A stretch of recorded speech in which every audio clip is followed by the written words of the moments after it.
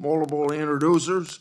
I'll ask everyone to keep their remarks limited to 5 minutes, allotted to keep the hearing on schedule.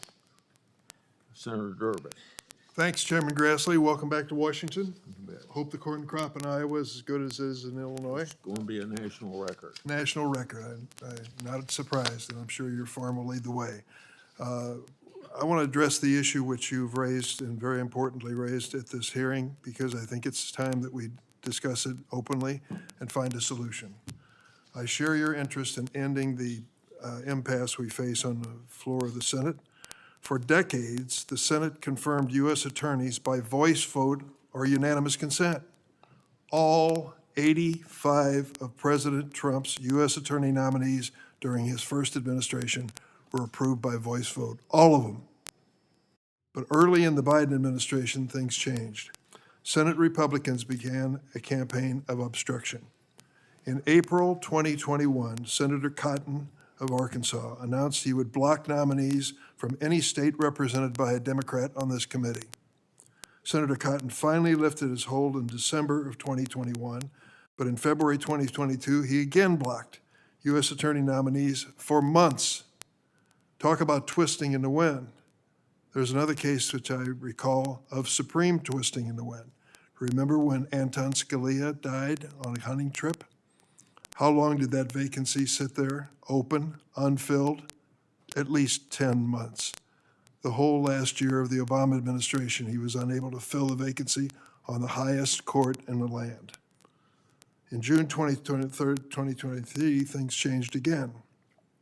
Then Senator J.D. Vance of Ohio announced he would place a blanket hold on, quote, all Department of Justice nominees under Biden, including U.S. attorneys, to quote, and these are his words, and I attributed to him on the floor, grind the Justice Department to a halt.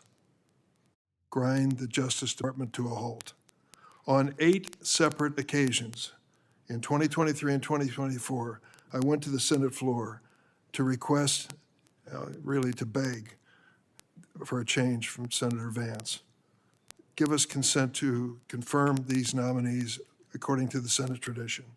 Each time my efforts were blocked by Senator Vance or other Republican senators on his behalf.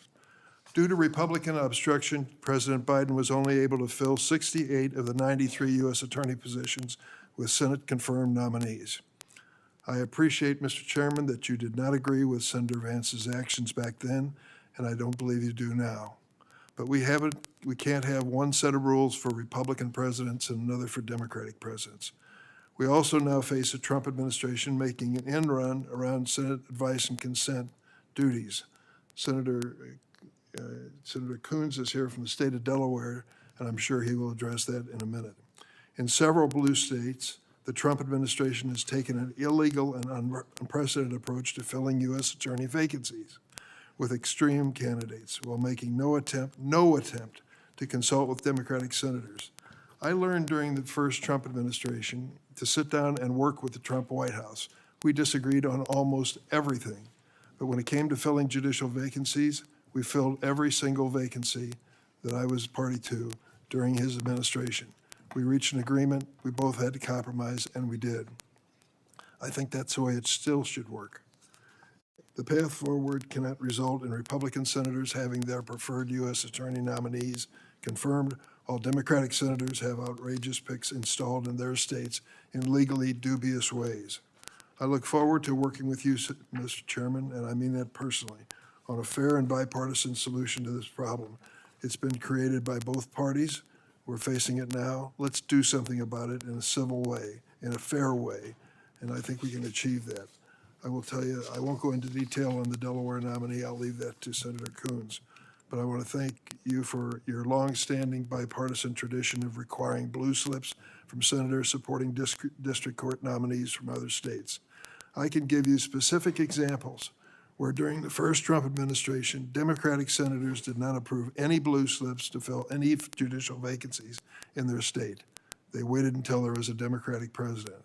I can give you another example, a very obvious example, I won't name names, of one state now represented on this Judiciary Committee where the Republican senators filled no judicial vacancies during the Biden administration and waited until they had an opportunity for a Republican president.